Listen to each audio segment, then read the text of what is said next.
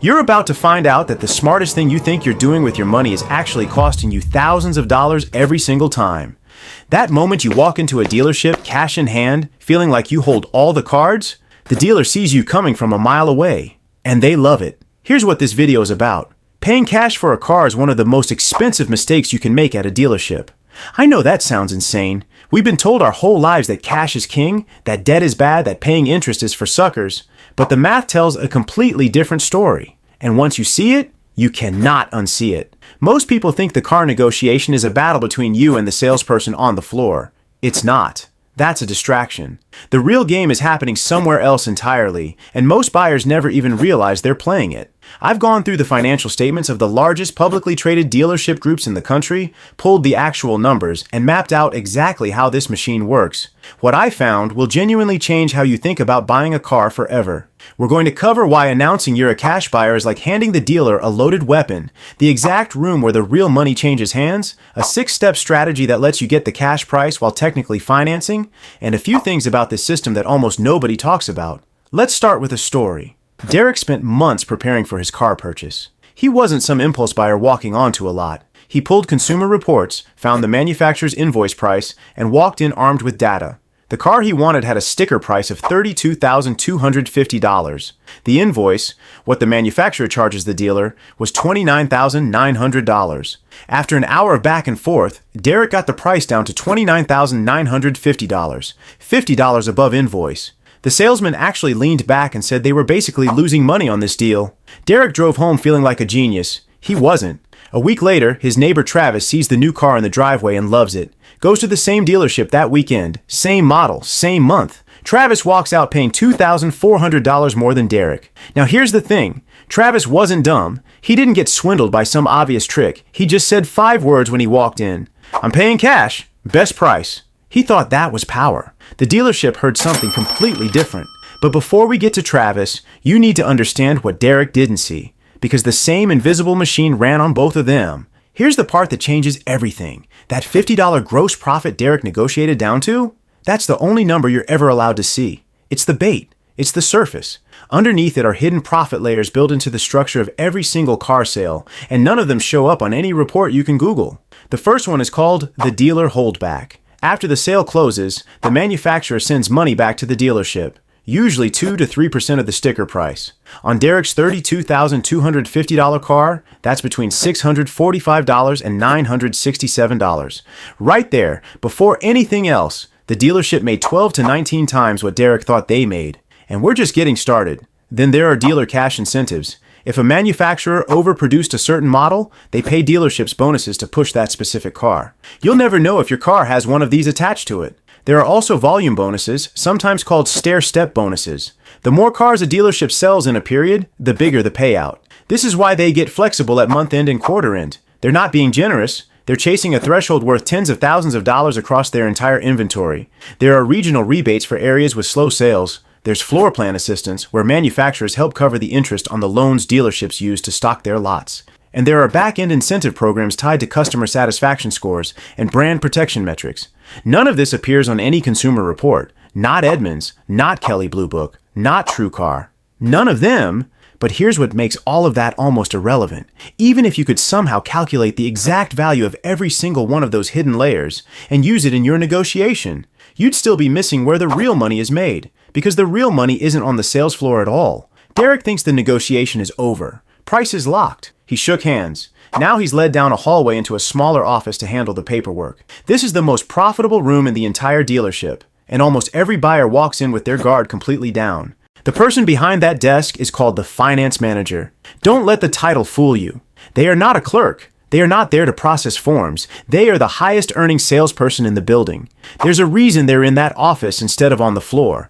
That's where the biggest money is made. How do we know this with certainty? Some dealerships aren't small family operations. They're publicly traded corporations, companies like Lithium Motors, AutoNation, Penske. They operate hundreds of locations, and they're required to file detailed financial statements showing exactly how they make money. These aren't estimates. These are public documents anyone can access. Here's what those statements show. The average gross profit on a new car sale, that's the price you pay minus the manufacturer's invoice, is $3,263. But the finance office generates an additional $2,000 to $2,800 per car on top of that. And by December 2025, nearly 90 cents of every gross profit dollar per deal was coming from that back office. Not the sales floor, the back office. Let's break down exactly where that money comes from. First, the loan reserve. When you finance a car, the dealership marks up your interest rate. If the lender approves you at 4%, they charge you 5%. That extra 1% is pure profit. It averages $600 to $800 per car. You never see a line item for it. It's just quietly baked into your monthly payment. Next, the extended warranty. They hand you a brochure listing everything that's covered. It sounds comprehensive. What they don't highlight is everything that isn't covered. Profit margin on that product is $700 to $1,000.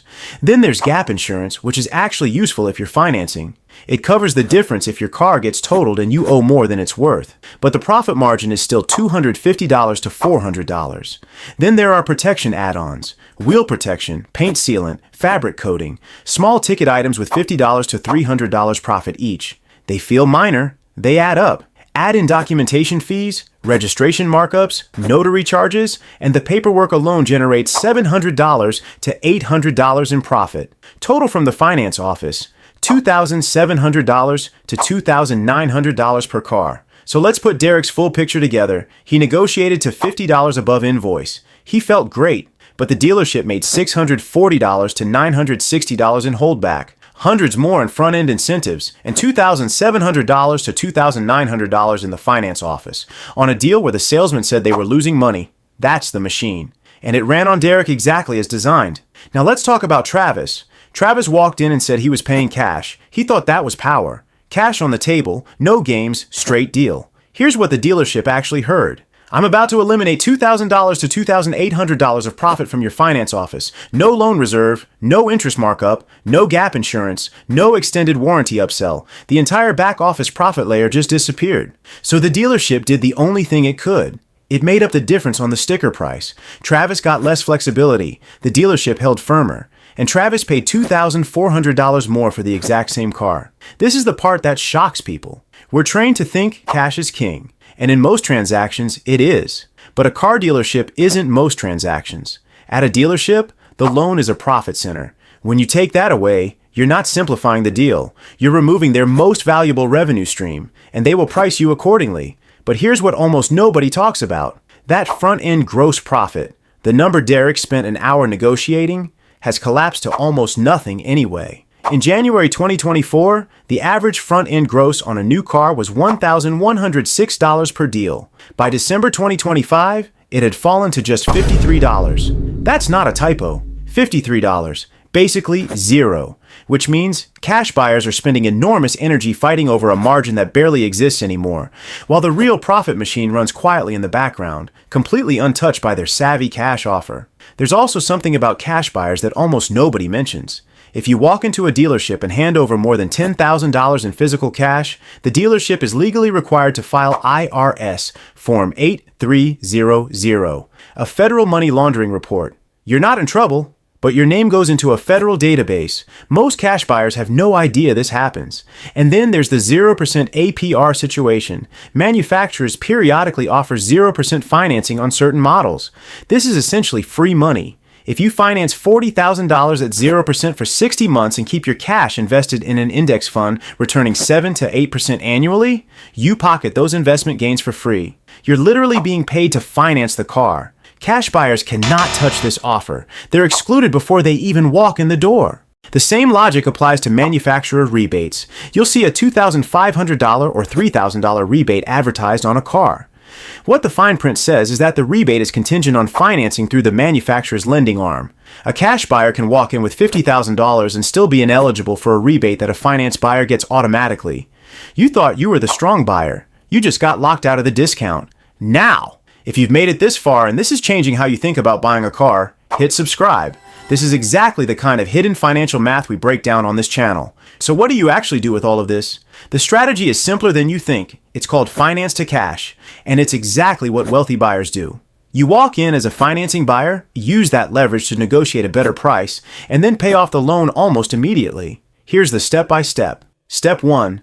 Walk in as a financing buyer. Never mention cash. This classifies you as a high-profit customer in the dealer's mind, which gives you maximum negotiating leverage on the front end. They expect to make money on the back end, so they're more willing to give on the price. Step 2. At the clipboard stage, when they hand you a form asking how you plan to pay, ask one specific question. What is the loan origination fee? They'll assume you're comparing loan terms. What you're actually doing is confirming there's no upfront fee you'd lose by paying off early. Step 3. Negotiate the purchase price hard. They'll be more flexible than with a cash buyer because they're expecting to recoup margin in the finance office. Use that expectation to your advantage. Step 4. In the finance office, negotiate everything. The extended warranty has $700 to $1,000 of profit in it. That's negotiable. Gap insurance has $250 to $400 of profit. Also negotiable. You don't have to pay full price on any of it. Every single line item on that sheet is a starting point, not a final number. Step 5. Before you sign anything, read the loan contract line by line and confirm there is no prepayment penalty. This is the critical step.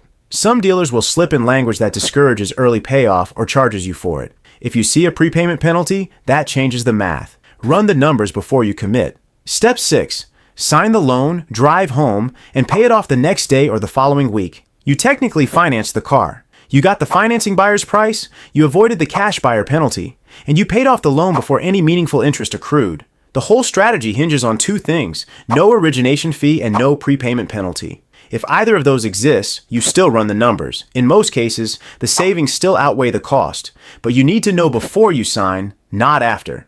There's one more thing worth knowing about the timing of all this. Dealerships are chasing volume bonuses at the end of every month and every quarter. That's when they become most flexible. If you walk in on the last 2 days of the month, you have more leverage than at any other point in the calendar. They're not being generous. They're chasing a threshold. Use it. Let's bring this all the way back to the beginning.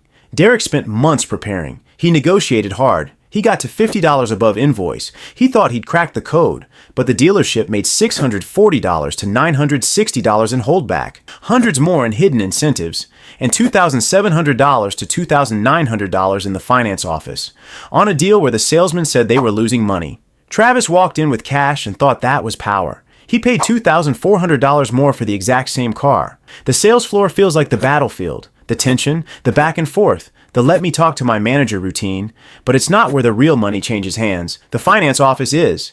And most buyers walk in there thinking the hard part is over, guard completely down, ready to sign. That's exactly what the dealership is counting on. Now you know every layer, every number, and the exact 6-step strategy to flip the whole system in your favor. Finance like you mean it. Negotiate like they expect it. Pay it off before it costs you $1.